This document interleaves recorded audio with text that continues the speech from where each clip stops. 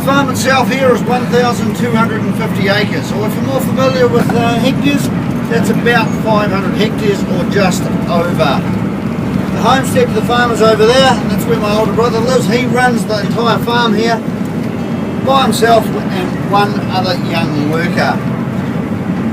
And it's normally we're green, but unfortunately we're suffering quite a severe drought. It's gone brown in the last 3 weeks, but it was, if you can imagine it, there's rolling green hills that attracted Peter Jackson to it, with the Kaimai Ranges in the background. Now, it was in September 1998 that the location scout first discovered the property. The first question we asked was what the movie was. They would not tell us. We had to sign a confidentiality agreement, which we did. Then they said The Lord of the Rings. My father actually said The Lord of what? They were shooting for 3 months in total. Sorry? The first and the third movie. They did all the shooting at once for the movies. They come back for The Hobbit. And they came back for The Hobbit and did it last October, 15 months ago. And they spent only 12 days here filming for The Hobbit.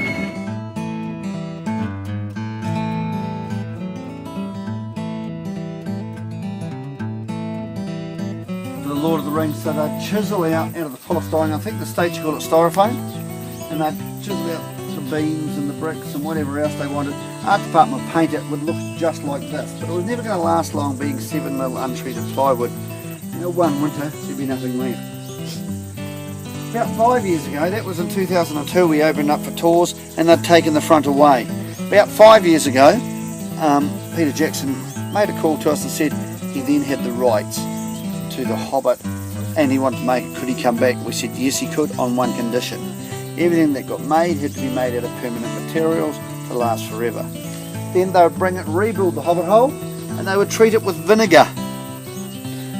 The reason vinegar, and they put in a bucket, they put a cotton wool, a little stilo cotton wool thing at night, and they would wash, brush and stain the vinegar on, and that would give the timber the age look. It takes it to that grey black look you see there, looking very, very old.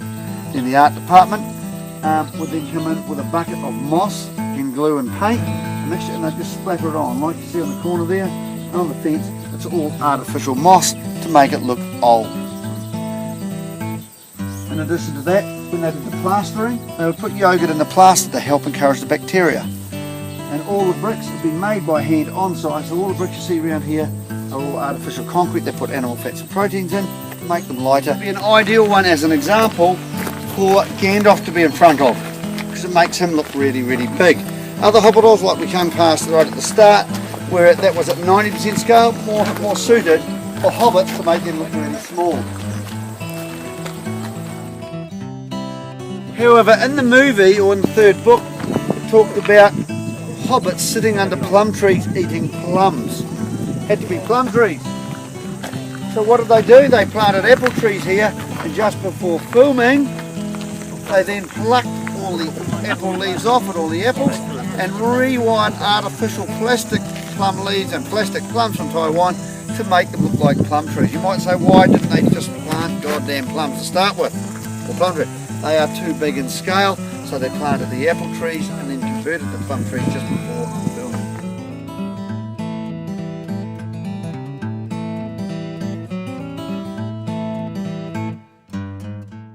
And here we are overlooking the Shire. Do you see the party tree?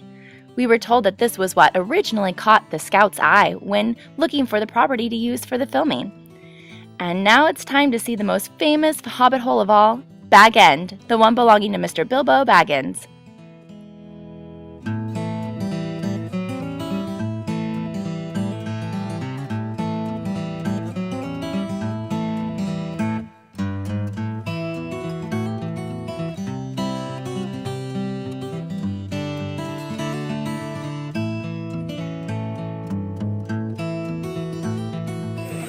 So this here's the party tree. Those that can remember the Lord of the Rings, Bilbo makes his great speech in front of that tree.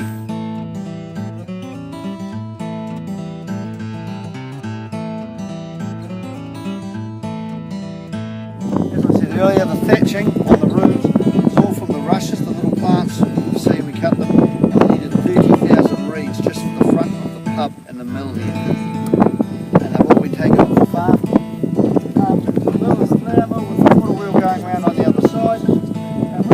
inside you get a complimentary beer.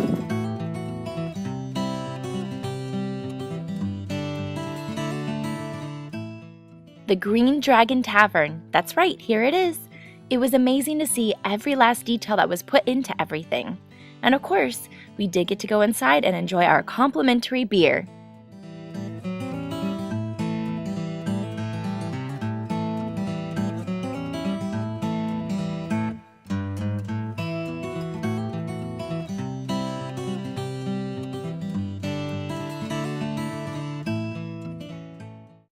What an incredible experience to visit the Hobbiton, New Zealand.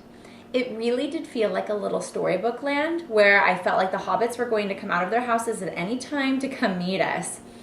Everything was amazing down to the last detail. I mean, they even had the Green Dragon Tavern there, and it was a working tavern that you could get a bite to eat and something to drink.